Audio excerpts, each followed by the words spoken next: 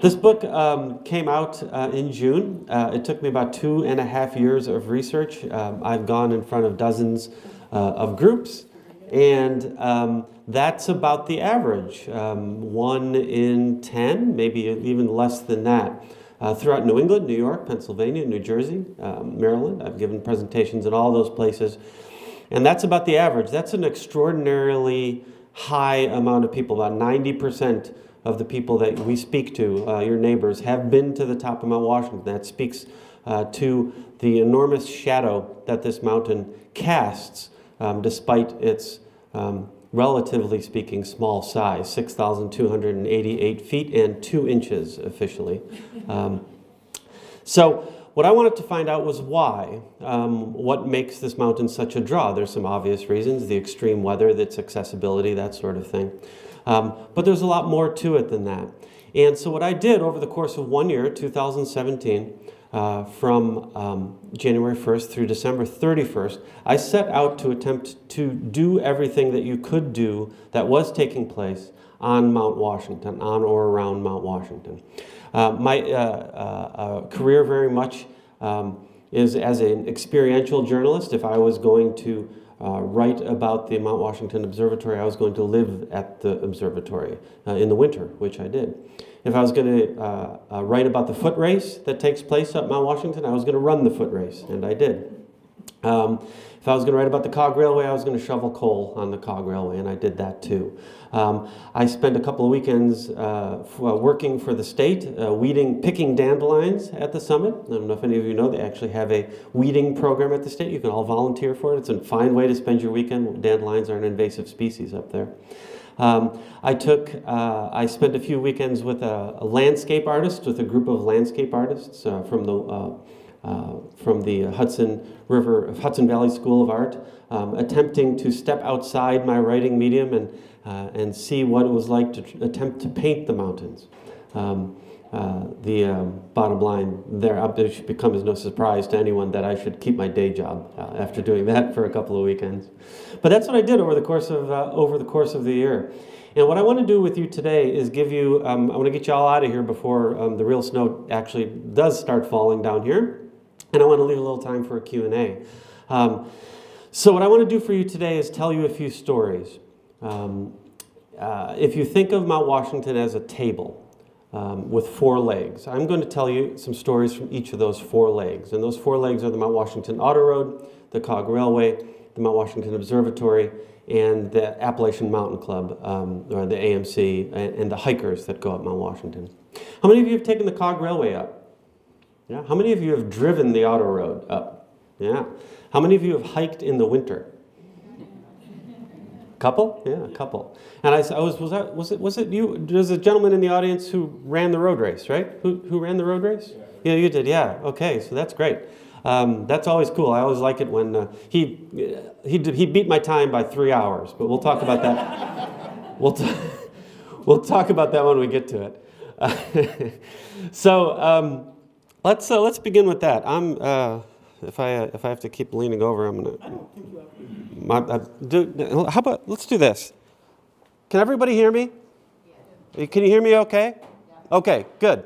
I will project. This way, I don't have to strain my back, and I'm a wanderer anyway. And the TV camera is you're gonna want to see the slides. You don't want to see me. So let's begin. Here I am We're looking west here at a sunset. From the mountain, here we are looking east from the observatory deck, looking at a sunrise. What month? I was up there in early April, so it was full-on winter conditions in early April. The history of Mount Washington is long. The Europeans have been writing about Mount Washington for 400 years, give or take. And I'm not going to get into the early history of the mountain. I do in the book, but for our sake, the history of the mountain begins in 1826. 1826 is when Thomas Cole painted this painting. This is called A View of Mount Washington. Thomas Cole was a British-born artist. He lived in Boston. He lived in New York. He eventually settled in Catskill, New York, near the Hudson River. He has come to be known as the founder of the Hudson River School of Art, sometimes known as the White Mountain School of Art. Him and a bunch of his contemporaries guys like Albert Bürgstad, were up there in the 1820s, 1830s, 1840s, and they were painting, and they were bringing these images back down.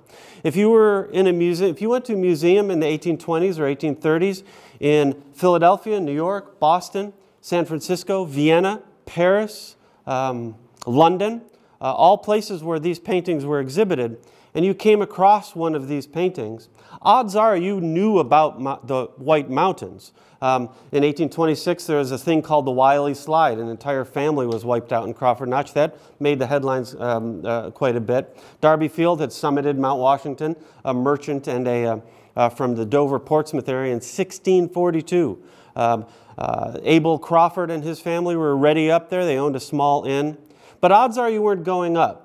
Even if you were in Boston, which at the, for us today, Boston is what, a 3 to 10 hour drive to the White Mountains, right? Depending on the traffic. But back then, it could have been a 2 or a 3 day trip. You had to rent a carriage. You didn't know where you were going to eat. The railroads didn't show up until 1851. Where were you going to stay? The mountains were dangerous. But when these paintings started coming back and showing up in museums in urban areas, people started coming. I think of these guys as sort of the Instagrammers or the YouTubers of the day, right? This painting would get 100,000 likes, to 50,000 likes on Facebook. And people started getting interested in what was happening up in the White Mountains. And the idea was as well, if Thomas Cole, an inexperienced painter from London, could go up into the White Mountains in the 1820s and spend 2 or 3 weeks up there at a time and not die, then maybe I can too. So people started coming. Now, this painting here is an interesting one. It's called A View of Mount Washington. It's perhaps one of his most famous. This is from north of Crawford Notch. That's the notch representation of the notch right there. The Mount Washington doesn't look anything like this. It never did, back then or now. But these guys weren't terribly interested at the time in depicting realistic images, realistic landscapes. The Emerald Pool looks something like this, if you were to go to the Emerald Pool. But that's supposedly an area called Nelson's Crag up at the top there. It looks nothing like this. If you went to the Emerald Pool, you would not see this image. So they weren't terribly interested in realism, but people started coming anyway. And by the time they got up there, they didn't care because they were already up there, and where were they going to go anyway? And the mountains were kind of beautiful to begin with. So that's what sort of started it all. It really got the ball rolling. Today, here we are on Mount Monroe. We're about a mile south of the summit. It's the Lakes of the Clouds. Has anyone stayed at any of the Appalachian Mountain Club huts? Yeah. We're going to talk quite a bit about that. Getting a little bit closer, there's Tuckerman's Ravine, Tuckerman Ravine over to the right. And there we are on the west side of the mountain at a sunset. To the left there you can see the tracks of the cog railway. And that's a good place to start. We're actually going to begin, our first leg of this table is going to start with the cog railway. The Boston Library has an extraordinary amount of stereoscopes of the White Mountains and of Mount Washington. That's where I got this particular image from. It's one of my favorites for a couple of reasons. One, because it appears as though the photographer was just taking pictures of the rocks, and that stuff in the background just happened to be in the picture. But that stuff in the background is really important. That's the Tip Top House. It was built in 1851, and the little engine, that's the boiler actually, the boiler in the center of that picture, that's old Peppersass. That's the very first cog railway that started chugging up the mountain in 1869. It was put out of commission in the 1880s, so this picture is probably somewhere in the mid-1870s to late 1870s. That's how early this picture is. And if you want a closer shot of that, a little engine that could, there it is. Old Peppersass was so named Old Peppersass because somebody thought that that boiler looked like an old pepper sauce bottle, so they named it Old Peppersass. If you go to the cog railway today, Marshfield Station, there's a museum there. In the museum, the museum goes into a fair amount of detail on the engineering of the cog, which is amazing, by the way, and the history of the cog, how it made its way up the mountain and so forth. And if you want to and I do go into some detail about that in the book. But for our purposes today, I want to tell you a story about this guy. This is Sylvester Marsh. He's the inventor of the cog, inventor of the railway. There's not a whole lot about him in the museum other than the fact that he was nearly 60 years old in 1869 when the cog started making its way up the mountain. And when I was researching the book, my first thought was, well, what did he do for those first 59 years? Being 60 in the mid-1800s is pretty remarkable to begin with. And then making your greatest invention at 60 years old? Well, how did he get there? And there's not a whole lot in the museum about that, so I started tracing his life backwards. And it took me all over the country. And that's where we're going to go today for the next 5 or 6 minutes.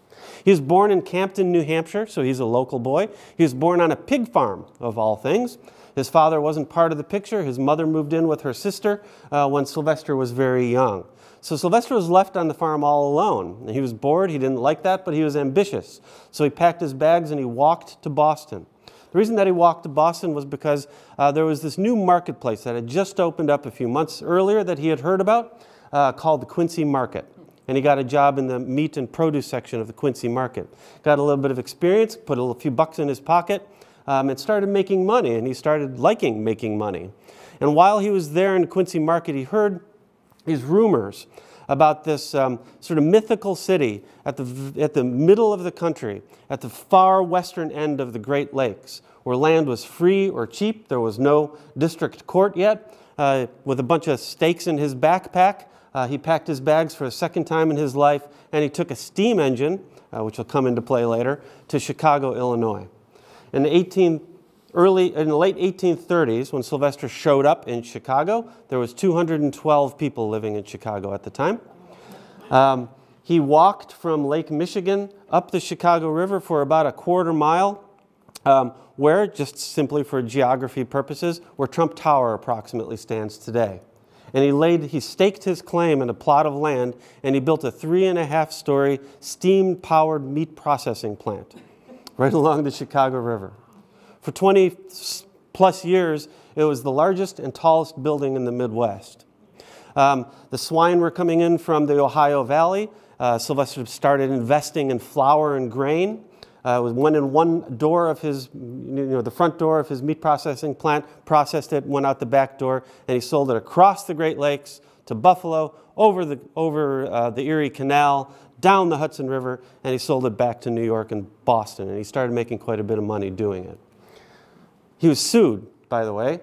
There was a lot of lawsuits flying around in Chicago at the time. Remember, Sylvester didn't buy this land from anybody. He just put some stakes down and started building. So there was a lot of land claim lawsuits happening, but there was no district court. So nobody was going to court for it, although Sylvester would in 1860, and we'll get to that in a second. He made a lot of money, but he was having trouble, and the trouble was coming from Buffalo, New York. When the Erie Canal opened in 1824, if you were a flour or meat or grain or pretty much any goods, a merchant, anywhere in the Midwest, anywhere west of Mississippi, of the Mississippi River, in order to get your goods to the East Coast, you had to take it down the Mississippi all the way around Florida and back up the East Coast. It was a long, expensive process. The Erie Canal changed all of that, because everything went from Chicago to Buffalo into the Erie Canal, and you could get it on the East Coast in half of the time that it would take. But it was getting clogged. Sylvester's grain and flour concerns were getting clogged up in Buffalo, because there was no way that 400-mile trip over the Erie Canal, all of his grain and all of his flour was starting to rot. He would lose half of his product by the time it got to Albany, New York, and down the Hudson. So Sylvester packed his bags for a third time in his life, and he moved to Buffalo, New York. Buffalo, New York is my hometown. I actually got to spend a week living with my two nephews while I was researching this part of the story, which was actually really cool. I'm not sure how cool they thought it was, but I thought it was cool. There's Lake Erie right there, and that's the beginning of the Niagara River, which leads into the Erie Canal. Now, if you look really closely, you can see the Reed elevator right there. That's a grain elevator. This map is from the mid-1840s. And directly to the left of the Reed elevator is another building called the Marsh Colerick Grain Dryer. Sylvester invented a way to dry the grain and the flour in the giant grain mills in Buffalo at the time. It was a 70 by 100 foot steel articulating pan with tiny pinprick holes in it, and huge gusts of air blew up from the bottom of it, and an arm came in from the grain elevator and shunted the grain or the flour into these long canal boats for their journey over into Albany. He figured it out. He found a way to dry the goods.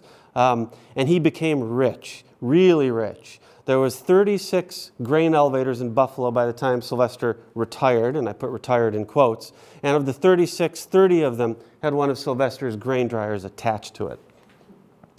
There's an actual picture of the Reed elevator. The building with the chimney, that's Sylvester's caloric grain dryer. So here we are. Sylvester was 50 years old, not even 50 years old, and he had retired. He was one of the top 20 wealthiest individuals in the United States. He returned to New Hampshire with the intent of living the life of a gentleman farmer. That was what he was going to do. He was going to move back to his farm. He was going to hobnob with politicians. He was going to go to cocktail parties, wear fine clothes, and live the rest of his life as a gentleman of a mid-century gentleman of wealth. That didn't work out. Sylvester came down with a terrible case of what we would call today indigestion. In a lot of ways, the cog railway was founded and invented because of a case of indigestion. He went to a doctor. The doctor prescribed fresh air. Go out and get some fresh air, Sylvester. So in mid-1850s, Sylvester went out and got some fresh air by climbing Mount Washington. He was not a hiker. He had no gear. Gear really didn't exist as we know it today. The trails were rough. It was the fall. He was a little bit overweight and out of shape, and it showed. But he went and he climbed the mountain anyway. And he barely made it. He got caught in a storm, and he writes in his journal that he crawled on his hands and knees into the tip-top house. Thank goodness the tip-top house had just been built. He crawled on his hands and knees into the tip-top house in near dead, he writes in his journal. Now, that happened to any one of us. Perhaps that would have been a one-and-done thing, and we're not going to try that again. But not Sylvester. Sylvester's first thought upon recovering from this journey, from this near-fatal expedition, was there must be an easier way to get up this mountain. And he went about inventing it. Now, when we get to the Q&A section, if you have any questions about the engineering or how the cog itself works, I'm happy to answer it. But what we're going to do is move ahead a couple of years to 1869. Does anyone recognize the fellow in the middle of this picture with the big hat? He's a sitting president in 1869. Yeah, U.S. Grant. There he is at the Tip-Top House. This is the fall of 1869. That's his wife Julia to his right. 6 members of his cabinet are in this picture. And there's Sylvester to our lower right. The grimacing fellow in the lower right there is Sylvester. So remember how I said that Sylvester was sued back in Chicago? Well, in 1860, Chicago finally established a district court. So Sylvester's lawsuit finally went to court. Sylvester was already back in New Hampshire. He was building the cog railway. He had to reach back into Illinois to find the best lawyer in Illinois that he could in 1860. One guess who that happened to be? Abraham Lincoln. That's right. In his final court case before being nominated, in his final court case before being nominated to the presidency, 1 month later, Abraham Lincoln won that case for Sylvester Marsh. So now, fast forward to 1869. The cog has been chugging up the mountain now for about 5 months. It opened in the spring of 1869. But Sylvester had, once again, had another problem to solve. And the problem was nobody wanted to ride the thing. It was out of the way. It was a little bit expensive by 1869 standards. And we think of the cog today sort of as this quaint throwback to the industrial era. But in 1869, it was like getting on the top of Apollo 11 and shooting yourself to the moon. Sylvester was the Elon Musk of the day, you know? And people were interested and fascinated by what he was doing, but none of them wanted to be the first person to get blown up in one of his inventions. So people weren't riding it. It was an enormously expensive undertaking, and he was having trouble finding people to ride the darn thing. So, using the connections that he made when he was friends with Abraham Lincoln all those years ago, he reached once again into Washington and convinced the sitting president, who was very popular at the time, to come on vacation in northern New Hampshire, which Grant did. Grant set aside an entire COG train for him and his staff. Sylvester set aside an entire COG train for the media and for the reporters who were following Grant around. They got to the top of the mountain, took this picture, and the reporters asked President Grant what he thought of the COG Railway. Grant responded, "Not only is the COG Railway safe, but it's one of the finest tourist attractions in the United States." The next morning, Sylvester was grimacing no more because the line wrapped around Marshfield Station looking for tickets to get up the COG, and the COG was up and running. Sylvester was a terrible hiker, but he was a good marketer. Today, the COG uses two of its original engines. That's one of them. That's the Wambeck, built in 1908, right in Manchester, New Hampshire, at the Amoskeag Locomotive Works. The other one that is still in use is one of the oldest COG railways in the world. This was built in 1896, the Ammonoosuc, and she's still powering her way up the mountain. Primarily, though, they use biodiesel engines now. They're faster, they're cheaper, and you can wear white clothing on them. And that's what the COG looks like in the wintertime.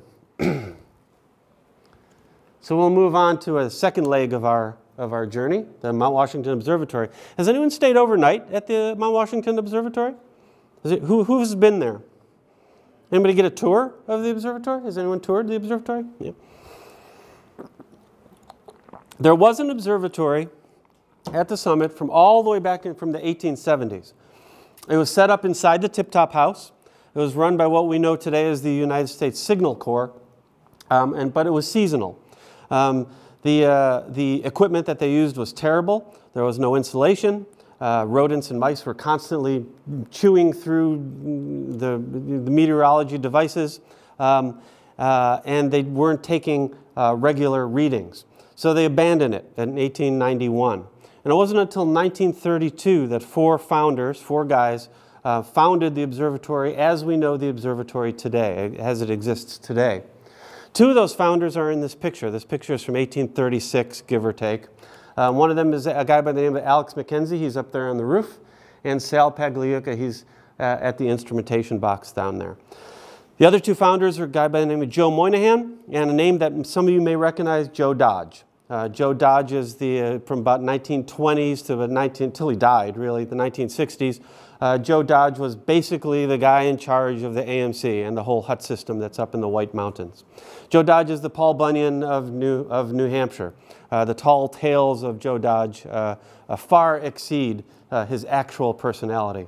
It's not whether or not Joe Dodge wrestled bears with his bare hands. It's about how many he wrestled with his bare hands. That's the kind of guy he was. Well, he took these three guys up in October of 1932.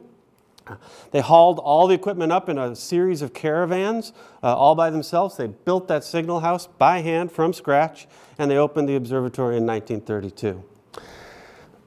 Every hour, on the hour, since the first day that observatory opened, someone has stepped outside the observatory and taken a manual reading of the weather. Every hour, on the hour, since 1932. They have not missed an hour. The observatory is known for a lot of things. They do a lot of experimentation. They're known worldwide. But they're known for one thing primarily. In April 12th, 1934, Sal and Alex, they were both up there at the time, in the morning of April 12th, they recorded the highest land wind speed recorded by man at 231 miles an hour. And that record still exists. Now, I have to say it that way because off the coast of Australia in the 1996 or 97, in an unmanned weather buoy, in a cyclone, a higher wind speed was recorded. But I'm not even going to tell you what that wind speed is because these guys are, this is the one that counts right here.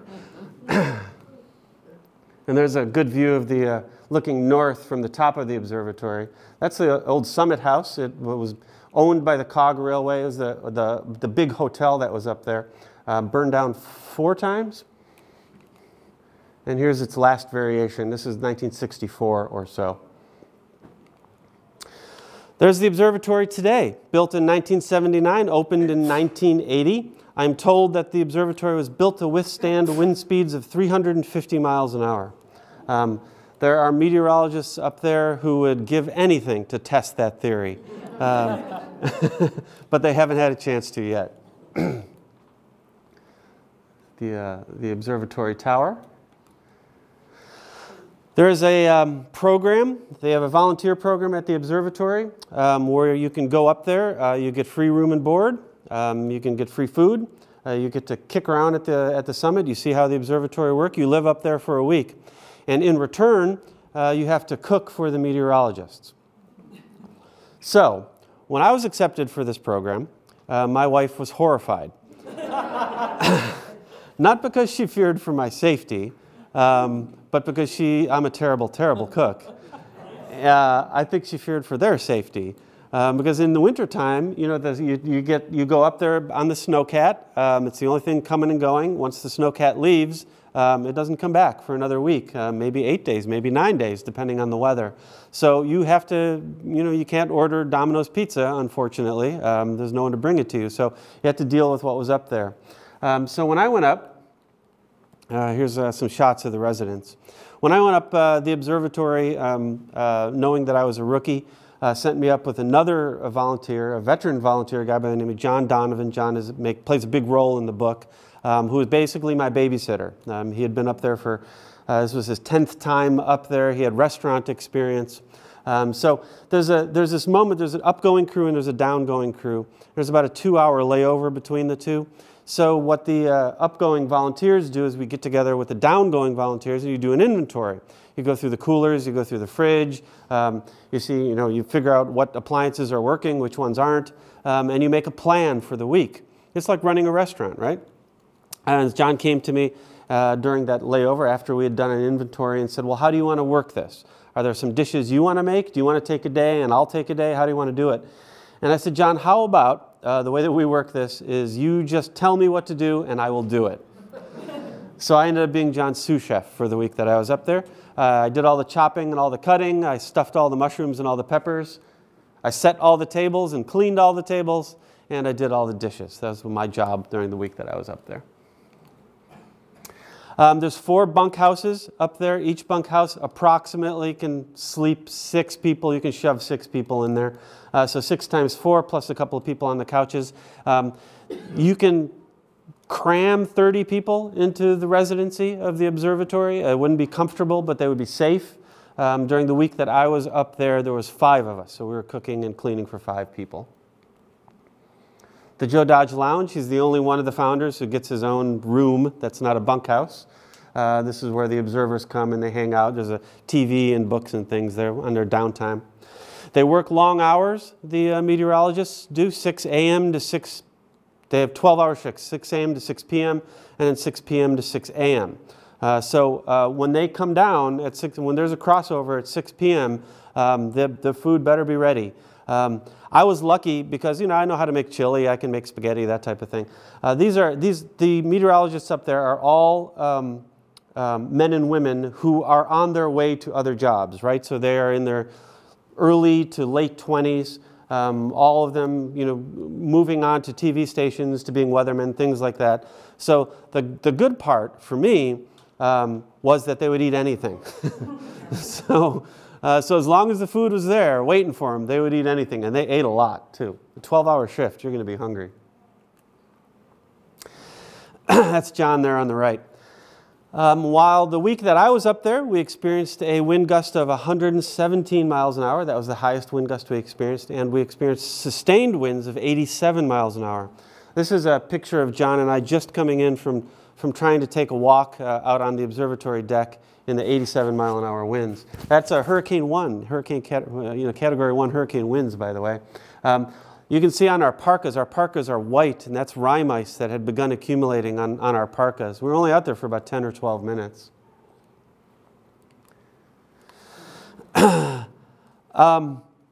In the time that I have spent studying Mount Washington and all the time that I spent up at the observatory and all of the events that I have done, there is no question that I get asked more often, by far, than did you meet Marty? That is Marty. So the answer is yes. Marty is the Mount Washington Observatory mascot. He's been up there since 2008. Even since the very beginning, there's been cats up at the observatory, mascots in the 30s and the 40s. There was 10, 15, 17 of them. Sometimes the meteorologists couldn't even keep track of how many cats there were up there. They served a purpose in those old days, in olden days. They kept the rodents and mice and other animals away from the meteorologists' food, which is primarily dried goods and fruits and vegetables. Today, however, they're just celebrities. That's all they do up there. Marty writes his own column in the monthly newsletter of the observatory. And Marty's story is an interesting one, which I'll tell you really quickly, particularly because this is New Hampshire, so you'll appreciate it. Marty was elected to this post in 2008 in an actual election. The North Conway SPCA offered the observatory 3 kittens, and they ran for this post. There was paw handshaking, and they had signs, and they posted things, and eventually Mount Washington Observatory members got to vote on who would be the next cat mascot. This vote took place on the same day as the February 2008 New Hampshire presidential primary. It was the same day as that. And Marty crushed his opponents. I mean, he just walked away with this election. So much so, in fact, that I went back and I wanted to see if Marty actually beat any of his human politicians on that same day. And as it turns out, Marty got more votes than Dennis Kucinich of the Democrats. And he got more votes than Fred Thompson of the Republicans. So he did very, very well. There we are at the top of New England, and there's the Tip Top House as it looks today. It's a museum now. You can go in there and kick around. The old Signal House, this is a reproduction. The COG uses it now for its concession and ticket sales. There I am with my daughter. She is coming up on 3 in this picture. I include this picture, this is the halfway point of our slideshow, and I include this picture in the slideshow for 2 reasons. One, because I'm a ridiculously proud dad and she is super cute, and I like to show her off. But 2, because it illustrates how accessible this mountain is, this place is. Anyone of any age, of any ability or disability, with a couple of bucks in their pocket at any time of year can touch that summit sign. And this is a double-edged sword for New Hampshire. There is no economic engine in the North Country like Mount Washington, between the COG and the Auto Road and the observatory and all that type of thing. If you are in Hong Kong or London or San Francisco or Delhi, you will see advertisements for Mount Washington. They reach out all over the world trying to get people to come, and the people come. There is also the flip side of that, of course, is that there is no mountain of this height anywhere in the world that has such a long casualty list. Almost 200 people have perished on or around Mount Washington since 1859. And the numbers keep going up. In 2017, the Park Service tells me that 250,000 people touched that summit sign in 2017. And that's only including the ones they know of. So including the hikers who didn't register in some way, that number is probably closer to 325,000 people. In 2010, that number was around 175,000. A couple of decades ago, there was 3 search and rescue services that worked in the White Mountains. Today, there's 8, and they are busy all the time. Sometimes 2 or 3 of them at once running rescues. If you're a family from Delhi and it's 71 degrees in the valley, and you're having a wonderful day and it's fall, and look at how beautiful the colors are, and they give you one of those little colorful tourist maps, and oh look, it's only 4 miles to the summit. It's 2 in the afternoon. We have plenty of time. That happens over and over and over again. So, you know, it's a double-edged sword. There's Tuckerman's. The northern presidential range in the Great Gulf, that's Mount Adams, or sorry, Jefferson, Adams, and Madison. And there's Mount Jefferson peeking up over some undercast. If there's any skiers in the audience, that's Wildcat ski area there on the right. And there I am bundled up, not an inch of skin showing. All right, leg number 3, the Mount Washington Auto Road. They bill themselves as the oldest man-made tourist attraction in the United States. As far as I could tell, that is true. They opened as a carriage road in 1861. 7.6 miles, give or take a few tenths here or there. If anyone has taken the auto road, you know that there are no guardrails. There is a mile or so of auto road that is still unpaved. If you are driving up that auto road and someone is driving down in the other direction, you can roll your window down and high-five them as you pass. I like this picture a lot because there was 4 or 5 years there where the auto road was both a carriage road and an auto road at the same time. So the autos were just starting to go up, and there's still carriages coming up and down too. 1920s, here's an old jalopy coming around a turn. In 1920, that wasn't an old jalopy, but this is from 1932. I am often asked over the course of 2017, is there anything that you did not do? There was one event that I did not do, and that is the Mount Washington Auto Road every couple of years holds an actual car race on the Mount Washington Auto Road. Stuntmen and race car drivers from all over the world come and test their mettle against this road. In the 1930s and 1940s, when they were doing these races, fast was considered 17 minutes, 18 minutes, 16 minutes. I mean, you did it in 15 or 16 minutes in the 1930s or 40s, that was suicidally fast.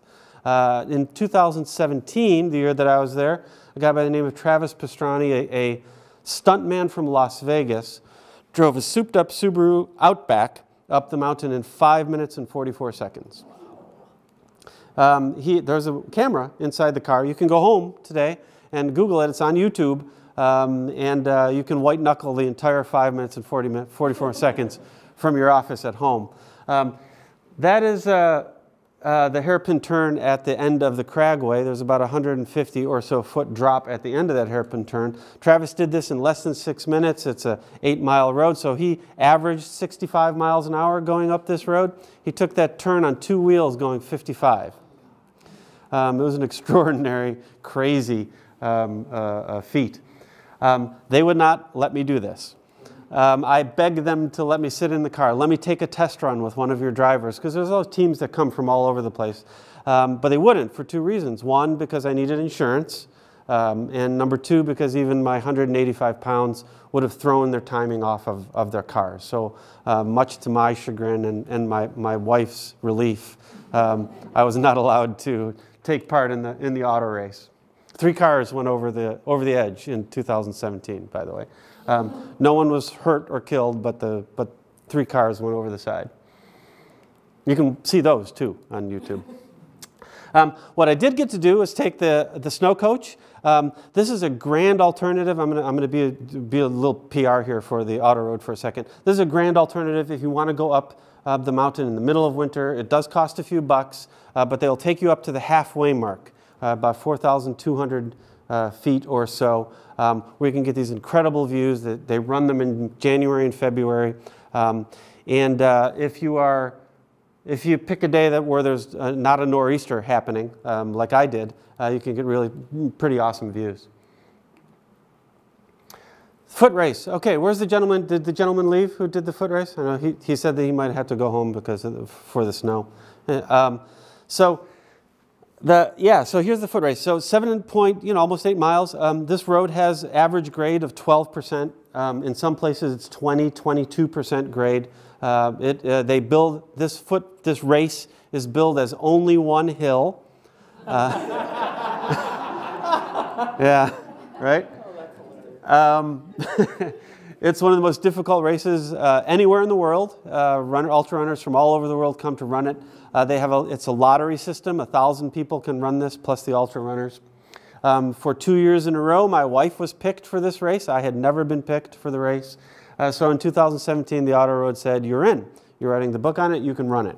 So I talked to a lot of, not ultra runners, but a lot of like normal runners, and about, you know, I've only experienced the one side, right? I've only experienced the email saying, "Sorry, you didn't get in."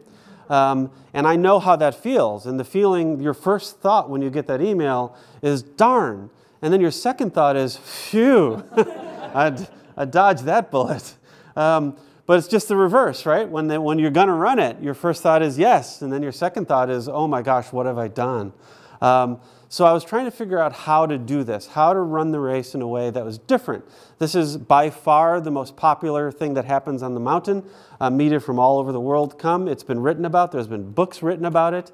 Some of these ultra runners have their own sponsors. Runner's World is there. Competitor magazine shows up. So what could I add to this volume of information that's already been written about this race? And I wasn't sure until I found him. This is George Entweiler. George lives in State College, Pennsylvania. Over the course of his career, he was an electrical engineering professor at the University of Pennsylvania. He's been running this race since the early 1980s. His family comes up every year with him. They rent a bunch of cabins in Lincoln, New Hampshire, and they're all part of his team to get George up the mountain. I was honored to be on his team in 2017. I was basically their water carrier, which I was fine with. And I went down to State College, Pennsylvania. I spent a few weekends basically working out with George, which was also quite an experience because he kicked my butt. He's unique in a lot of ways. He's unique primarily because of his bib. If you notice his bib number in 2017 was 97. That's because George was 97 years old when he ran that race. He did it in 4 hours and 5 minutes. I was tired when we got to the top. He came back in 2018, this year, a couple months ago, and he ran the race in 4 hours and 4 minutes. He shaved a minute off of his time. That's his whole family, a lot of his family. The little kid there on the left, that's his great-grandson, Nathan. Bob in the blue shirt there is his team manager. He runs with his trainer, that's Roberta on the left. His son, his daughter is there, his, I guess, great son-in-law over to the right there taking pictures. So he's an extraordinarily inspirational guy. And he is very deadpan, and he has a bit of a shocking gallows sense of humor, which I guess if you're doing this at nearly 100 years old, you have to kind of have. He and I spent a lot of time talking about dying, a surprisingly a lot of time talking about dying. And I asked George, "How long are you going to do this? How long do you think you can do this?" And his answer was, "I'm going to do it until I'm 100. And then I'm going to drop dead at the summit so I don't have to worry about driving back down." But he's changed his tune. He does a lot of fundraising. He does a lot of for vets groups and for homeless organizations in State College, Pennsylvania. In August, yeah, so a couple of months ago, in the middle of August, this was done on Facebook Live, by the way, so the video probably is still up there. He became the oldest man to rappel down a 10-plus story building. He did it in State College, Pennsylvania. The tallest building in State College is 13 stories, and George rappelled down a 13-story building. He got down to the bottom, and he was informed that he was the oldest man to do this because a few years ago, she has since passed, but a few years ago there was a Chinese woman who did it when she was 103. She rappelled down a building. So George now says he's going to live to 104 because he wants to become the oldest human to rappel down a 10-story building. He's a pretty cool guy. Let's get into some of the hikers, and then we'll finish things up, and I'm happy to open it up for some Q&A. Has anyone heard, does the name Alton Weigel ring any bells for anyone? I'm glad he doesn't, and he never ever does, and I want to change that. Alton Weigel is the most famous individual associated with Mount Washington that you have never heard of. He currently holds the most amount of records, 27 of them, associated with Mount Washington. Some of them are Guinness Book of World Records. He's from Stark, New Hampshire. He was born in 1911. He set most of his records in the 1930s and 1940s. There was a point, in fact, in New Hampshire where he was known as Mr. Mount Washington. He wrote a weekly poetry column, of all things, in the Union Leader in the 1940s and the 1950s. His records, among his records, he climbed the mountain backwards, blindfolded, in bare feet, on his hands and knees. He raced the cog railway to the top and won. Came back the next year, raced it again, and set a better time. His most famous record, he was the first part of the first couple who was married on the cog railway.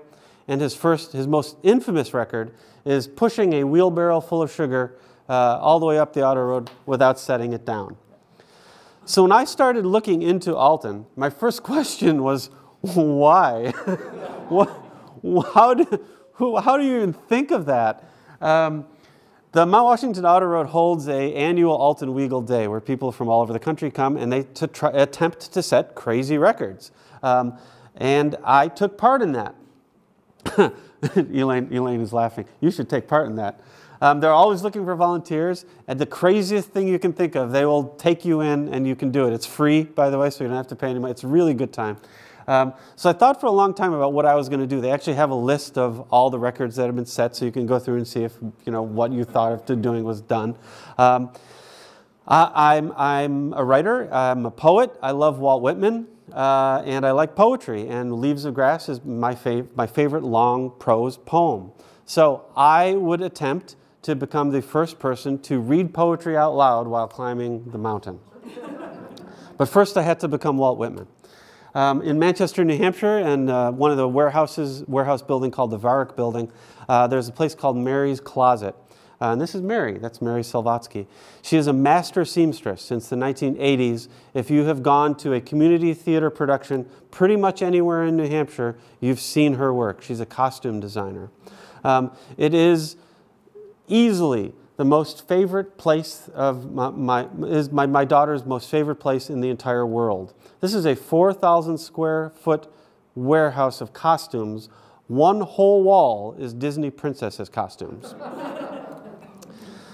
So I had a hard time getting her out of there. But when I talked to Mary, told her the crazy thing I was trying to do, and she set to work making me look like Walt Whitman. And there I am next to Walt. That's the picture that I gave Mary. Remember, this is no Gore-Tex. That's all wool and polyester that I'm wearing. And honestly, I don't know how they did it back in the day because I was freezing. But Alton Weagle Day is an awesome day where people do crazy things. Where they run up as Bigfoot, Hot Dog Man,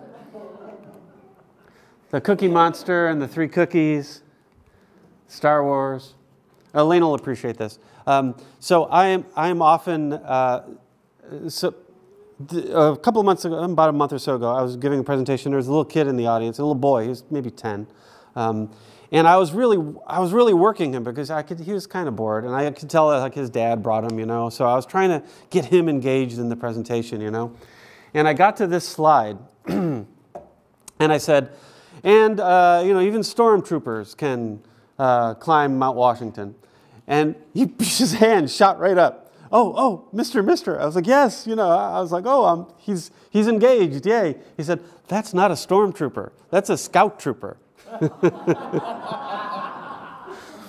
So, that is a scout trooper, my friends. There's Alton. Alton was born in Stark, New Hampshire in 1911. He was a registered state guide, which means he took tourists up into the mountains. Has anyone been to Stark, New Hampshire? Yeah, it's way up there. North of Jefferson, up by the Percy Peaks. Stark, New Hampshire is known, throughout its history, is known for two things. One is during World War II, there was a German internment camp, a prisoner of war internment camp in Stark, New Hampshire, of all places. There's an incredible book written about it. Yeah. Oh, really? Yeah, he came, called Stark Decency, which I would definitely recommend. It's a fascinating book. The other thing that's known for is the Stark Covered Bridge. It's one of the oldest covered bridges in New England. It's one of the longest. Photographers from all over the world come to take pictures of it, particularly in the fall. It's set up against a series of cliffs called the Devil's Cliffs. It's a magnificent, magnificent bridge. If you find Alton Weagle's grave and you turn around, he has a perfect view of the Stark Covered Bridge. This is significant, and I'll tell you why. Alton, even after he stopped setting Mount Washington records, he had married, he moved on, he moved to Keene in the Walpole area. He continued setting records for the rest of his life, which is something that a lot of people don't realize. The largest contra dance in a town square, this is in the Guinness Book of World Records, was organized by Alton, Keene, New Hampshire. He did that. He founded the Keene Horseshoe Society as a professional competitive horseshoe society in 1963. The longest professionally played horseshoe match, again in the Guinness Book of Records, World Records, was held there. 380 shoes. Alton was there. Alton organized it. He did that. Alton currently holds the record for the most amount of pies baked in one day on the summit of Mount Monadnock. In one day. He baked, it was something like 16 pies. He carried the stove up on his back. When he passed away in the late 1980s, at the time, on the day that he passed away, he was the New Hampshire Red Cross record holder for most pints of blood donated to the Red Cross. So he kept doing this over and over and over again. This is how he identified himself. This was his life. This was sort of his life's ambition. So I wanted to figure out why. And oftentimes, when you're trying to figure out the character of a person, you really only need to look so far as their parents. And in Alton's case, it was his mom. There should be a biography written entirely about Nina Weagle, N-I-N-A, that's a Nina Weagle probably in the 1920s or so. She is an extraordinary woman. And someday I am going to write a biography about her. In 1900, she was a single mom in Stark, New Hampshire. Alton had 2 brothers, so she was a single mom raising 3 boys. Alton's dad had moved away when he was just a baby. Nina was the town's postmistress and the depot manager. She had held both of those jobs at once, and she held them for her entire life. She passed away in the 1960s. There was no other woman postmistress that I could find in New England in 1900 except for Nina. Aside from the town selectman, she was the elder of the town. She basically ran the place. And that the depot, where she ran her post office from, sat directly across the street from the Stark Covered Bridge. That was her view. She looked out her window every day that she worked, and she could see the Stark Covered Bridge. In 1955, a storm blew through northern New Hampshire and washed out a couple of the abutments of the Stark Covered Bridge. The town selectmen voted to tear the thing down and replace it with a concrete overpass. Nina, who was quite elderly at the time, she was in her 60s by then, dragged her stove out of the depot across the street, and she set up her shop, her post office, under the condemned Stark Covered Bridge. And she refused to move in protest until they rescinded their vote and saved the bridge instead of tearing it down. It took them 3 hours to rescind that vote and save the bridge. So if you're looking for someone who's ambitious and smart and aggressive and a little bit obsessive, all you need to do is find Alton's mom. She's a cool lady. And there's Alton as a young boy in front of the bridge that 40 years later his mom would save. Oh, and there he is getting married at the Cog Railway. The governor attended that wedding in 1955. Here we are, this is the class of 2017. I'm in the middle there. My favorite is the woman who pushed the stuffed rabbit up the mountain in a wheelchair. That's really something. I think that's the most in the spirit of Alton Weagle, right? Buddy the Elf ran with me. Leo ran for cancer awareness. And that's Nate. Nate's from Colorado. Nate's from Denver, Colorado. Sight unseen, he saw a little article about Alton Weagle Day. He threw his unicycle into his trunk, drove across the country, showed up on the morning of Alton Weagle Day to register to ride a unicycle up the mountain, only to discover that that record had already been set. So he got in his car, drove into town, bought 3 tennis balls, and he was going to juggle while riding the unicycle up the mountain. This proved a little too difficult for Nate. He only made it about a quarter mile. There I am. It turns out reading out loud and walking is a lot harder than you would think it is. It took me a while to get up there. But it was a beautiful day. This happens in May, late May of every year. The mountain was very gentle that day to me, thankfully. And there I am at the summit. Let me finish with a quick hiking story. So, has anyone taken part in Seek the Peak, the observatory's annual fundraiser? Once a year, the observatory holds a fundraiser called Seek the Peak. Hikers literally from around the world can register and you can raise money. It's a fundraiser for the observatory. You can raise money as you're hiking. Thousands of hikers come up to the summit. It's the craziest day of the year at the summit. The COG is working, the shuttles are working, the auto road is open, there's motorcycle races. It's bedlam up at the top. And what I wanted to do, I wanted to write about the hiker experience, the hiking experience. So I planted myself up at the summit, waited for the hikers to start arriving, and just started asking questions. The first person to show up was Jason. Jason is a member of a hikers group. He is of Scottish descent, and his hiking group is called the Kilted Hikers. And the group hikes up in kilts. He started hiking up at 3 a.m. He was the first one to show up at the summit. A couple hours later, this lady showed up on the left. Her name is Almuth Curly Penzel. Almuth Curly Penzel. She came up in full Hawaiian garb. You can't tell from the picture, but she has bright orange, straight up hair. And I knew I had to talk to her, so I went and I introduced myself, told her I was writing a book on Mount Washington, and I wanted to talk about hiking. She had never met me before. The first words out of her mouth were, I would love to talk to you, but I'm really hungry and I want to get a slice of pizza. But give me your card. My husband and I own a cabin in Porter, Maine, next to Crystal Lake. You bring your whole family up, we'll go swimming, and then we'll barbecue for you, and we'll talk all day about hiking. That was the first words out of her mouth. And so I gave her my card. And the next morning, she emailed me. She emailed me the next morning and said, when are you coming up? And so that's how my whole family ended up in Porter, Maine. Swimming in Curly's Lake and barbecuing and talking about hiking. She's a Triple Crown hiker, the Pacific Crest, the Appalachian Trail, and the Continental Divide. She's a redliner. She's the oldest redliner in the Appalachian Mountain Club. If you take a copy of an Appalachian Mountain Club White Mountain Guide and hike every single trail in that guide, that is a redliner. And she's done that.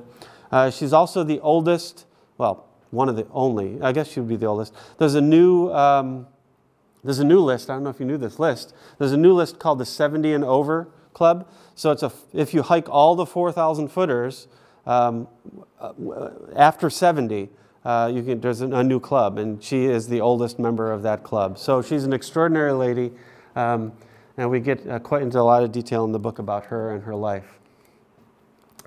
Folks of all ages come up. This is Leah. She came up on her dad's back. She's a cool kid. And this is Mark and Amy. And I'm going to finish with a story about them, and then we can talk. So, using all of my, reporterage experience, when Amy walked into the observatory wearing a big puffy white tutu, I deduced that there was something interesting happening. And it turns out Amy and Mark were getting married at the summit that day. That's their very cold justice of the peace in the middle of them there. The state park tells me that about a dozen couples a season get married at the summit of Mount Washington, and about 50 get engaged at the summit of Mount Washington every season, including Amy and Mark. And their wedding party came up on the COG. They have a great story. It's just one of those weird stories. They were born and raised in Northampton, Massachusetts. Amy's about 2 years younger than Mark. They went to the same public schools. They went through the whole public school system together, the same one, but they never knew each other. They belonged to and belong to the same church in Northampton, Mass. In fact, there's dozens of photos of the two of them at church activities together, but they didn't know each other. Mark worked at a video store, and Amy had a crush on him, but she was too shy to ever introduce herself. A couple of years ago, within a 24-hour period, they both signed up to an online internet dating site. The very first hit that they each got back was each other, and they lived 2 blocks away from each other. So some people are meant to be together. The mountain does that to you. So I'm going to end there. Obviously, the mountain, there's a lot to talk about. Like I said, 400 years of European history and writing about Mount Washington. I didn't even touch on skiing or Marty Engstrom or the signal house that was up there or any of that other stuff. But it's all in the book. And do we have time? Yeah, I guess we have a little time. So let's open it up if you want to talk. If you have any questions or you want to chat about Mount Washington. Yeah, go. Are you familiar with the bicycle race? Yes. I actually, so I took part in it in 2016, not 2017, but 2016. And they gave me a 1-hour start. And they all beat me. So the reason that I didn't take part in it in 2017 is because it takes place on the same day as the as the Cog Railway Steampunk Festival. So in 2017, I took part in the Steampunk Festival. Are you a racer? No, I have some crazy friends. I'm a bicyclist. I have some crazy friends who did it. And one of them told me that he was sore for 3 weeks after he finished. And he had a road bike, and he put all his mountain biking gearing on the road bike. Yes. I'm not sure if this is true, but I've heard that the speed for the bicycle is slower than the runner. Slightly, but not by much. In 2017, the bicycle winner did it in 57 minutes. Oh no, 59 minutes, and the runners did it in 58 minutes. So it's right around the same time. I also know I worked for a guy who did it, and he said when he got to the top, it was so windy, he almost got blown off the road. Yeah, it's a lot harder than the road race, I'm told. And it sure felt like that for me. I walked the last part of it. You know, and I'm not a racer. You know, I brought up my old, I have like a 25-year-old, 10-speed Peugeot, and I was just like, it was really hard. But yeah, it was a lot harder than that. Those guys are crazy. They're not allowed to ride the bike back down. Worse not. Yeah. Yeah. Okay, I'm listening here because are you familiar with the amateur radio? I didn't hear any of that. I'm sorry. Are you familiar with the amateur radio? Oh, the society? Ham radio. Oh yeah. Yep. In fact, when I was up there, so we did this thing. I mentioned that. Did I mention that I weeded sunflowers? I weeded dandelions. The state has this. I'll get to it. This is a long way of getting to your question.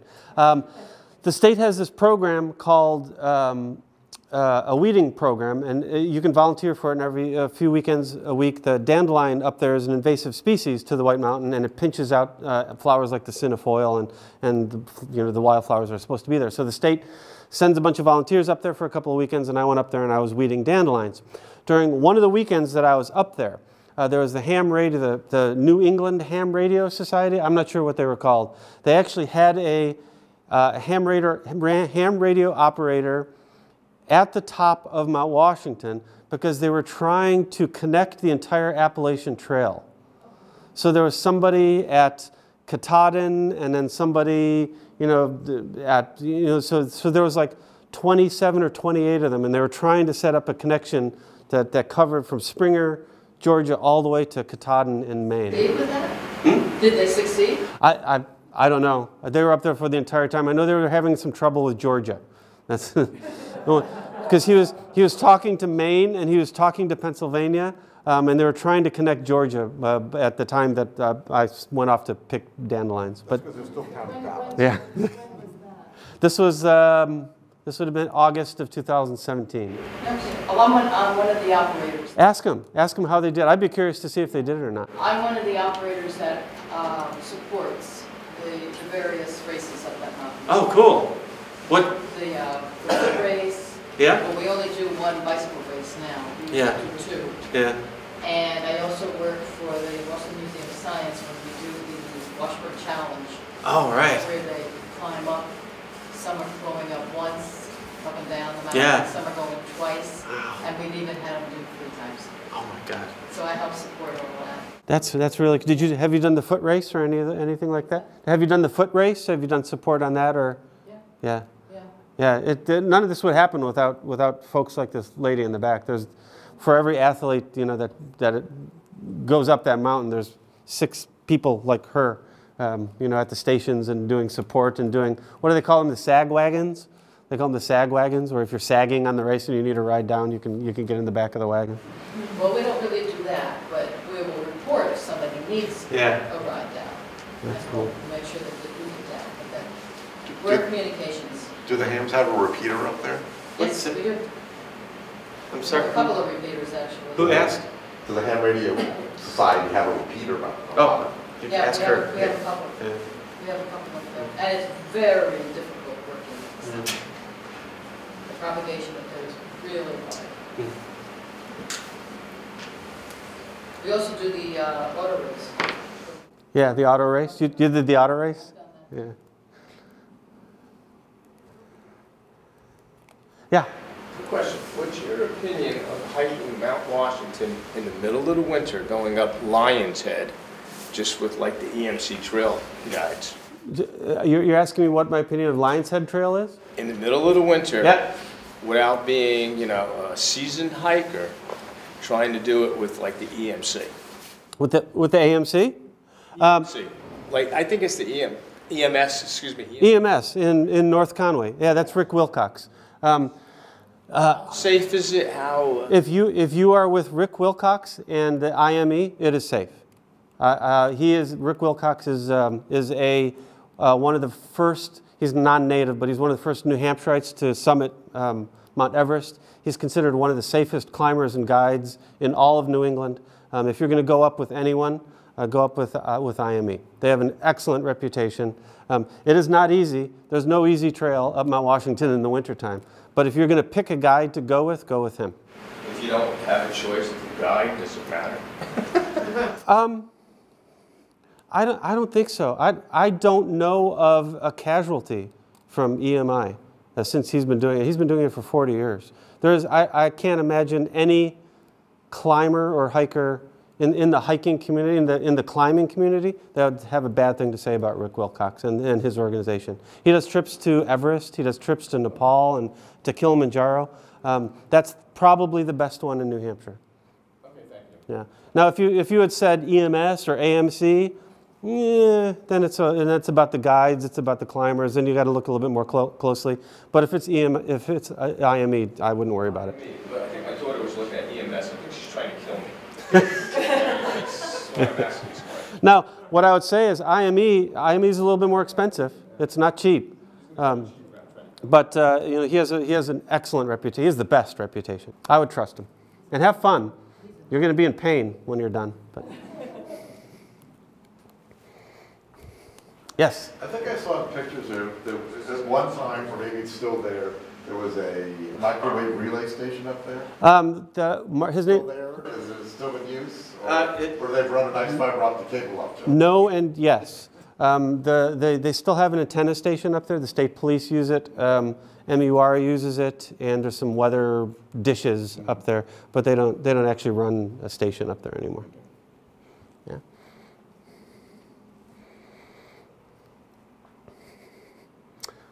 Okay, you guys, this was awesome. Thank you so much. I appreciate it. I'm going to stick around for as long as you'll have me. Whoever figured out the lights, if you could turn them on. I don't know who that was, but yeah, thank you very much. Thank you. I appreciate it, everyone.